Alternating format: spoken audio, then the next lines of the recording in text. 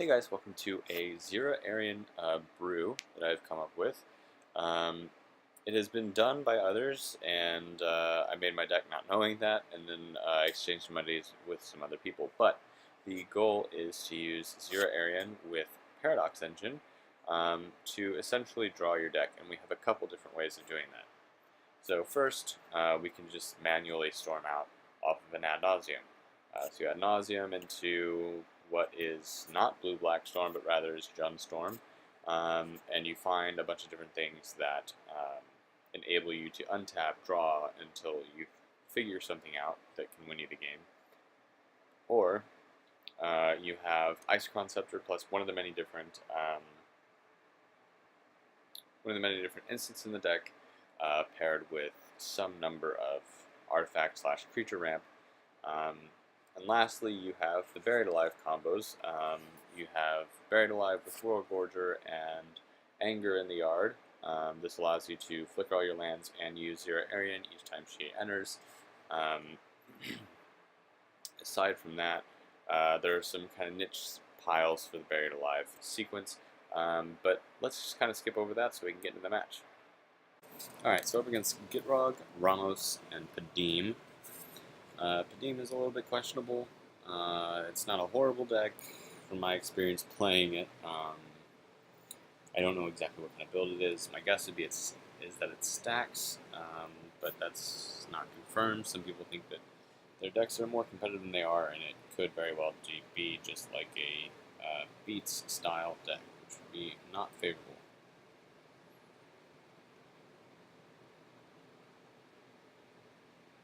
Deathrite is really bad for one of our combos, so if we try to go for Royal Gorger combo, it puts us in a not so great spot.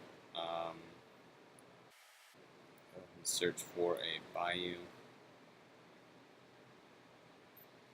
play my Soul Ring, play my Lion's Eye Diamond, and I will pass.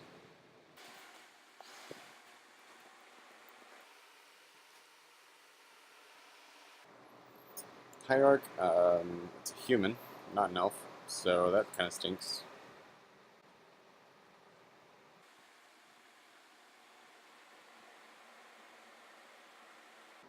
For Padeem,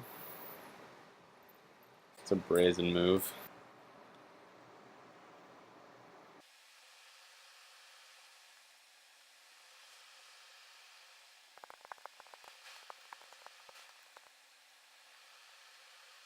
We have a Duress.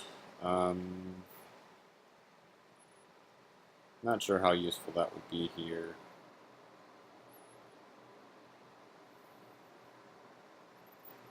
I think we can just kind of mind our own business, maybe, and go for Priest of Titania.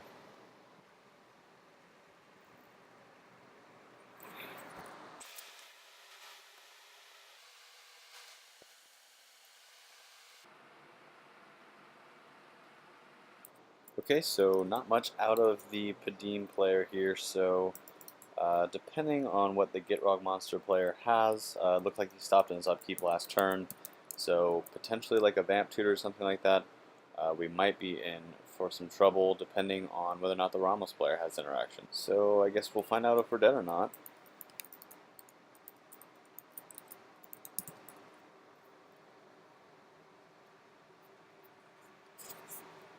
Alright, so a Dispel to the Admirals. That is certainly good. Alright, so 6 at the Ramos player.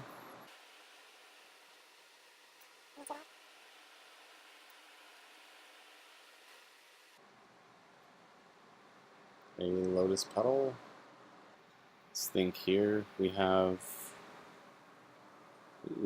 access to Ad Nause if we Diabolic Intent in response crack the LED.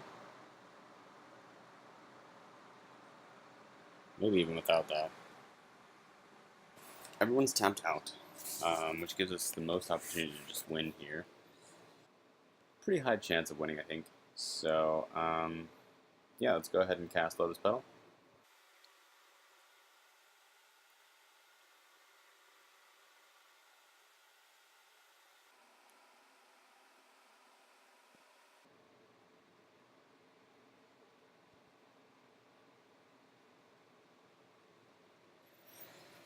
Alright, so we're slamming ad nauseam.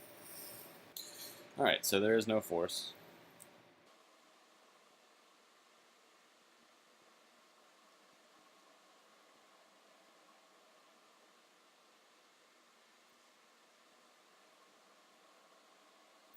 Trying to think here if we could potentially just go off with... We need a little bit more mana, I think.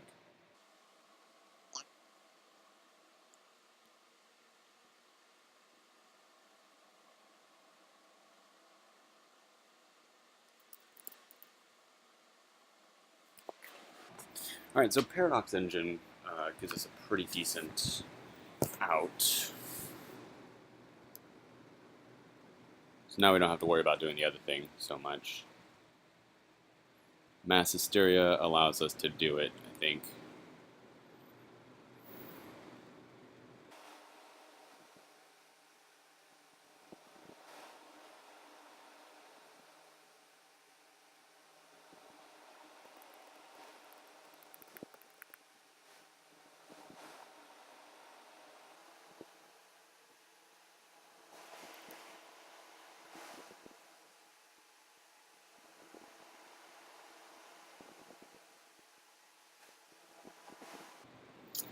Then we can go Rakdos Signet.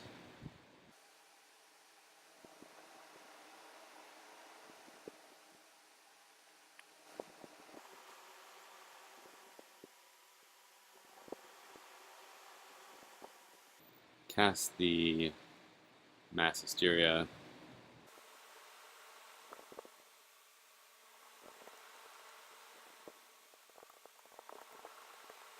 Demonic Tutor.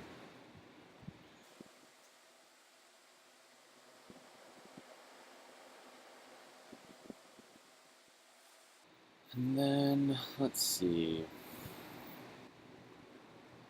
Okay, so what we can do is we can Diabolic Intent and Demonic Tutor, so we'll get Past in Flames.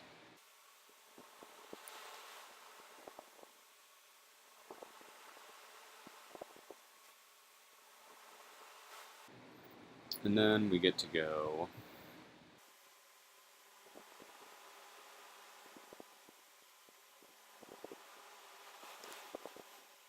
But we'll just go Isochron Scepter and Lightning Bolt. Alright, cool. So we get there with XIra Arien. So this game was a lesson in turn order. Had I not been following the Gitrog monster, I very well may not have won this game. The Gitrog monster going for ad nauseam and getting countered allowed me to then play my spell and ad nauseam myself. With that is also the lesson of learning your tells, right? So looking at my table, I saw a really hesitant dispel. I kind of edited out a lot of the waiting, but a very hesitant dispel from the Ramos player to hit the ad nauseam, which told me that that's probably one of his only pieces of interaction. He also didn't have any blue up, which meant that the only interaction that he could have had that would have saved him was Force of Will, which at that point in the game, he'd only seen about 11 cards from his library, so it's fairly unlikely he had a Force of Will. I made a judgment call and assumed that the Padeem player did not have Force of Will either, which enabled me to then proceed to ad nauseam and kind of run away with the game. Alongside this, another tell that helped me to get ahead in this game was not casting the Duress. Had I cast the Duress and stolen, Vampiric Tutor or whatever else from Gitrog, as he was the one I was most likely to target, then I would have been in a position where I could have been interacted with more easily. Now, I actually had enough mana to cast Duress before going for ad nauseam with the LED and everything, but it didn't really count the mana. So that moment would have allowed me to maybe look at the Padeem player's hands just to verify that I could go off there. A potentially major misplay on my part that ended up not hurting me too badly. But anyway, thanks for watching, guys, and I will see you next time.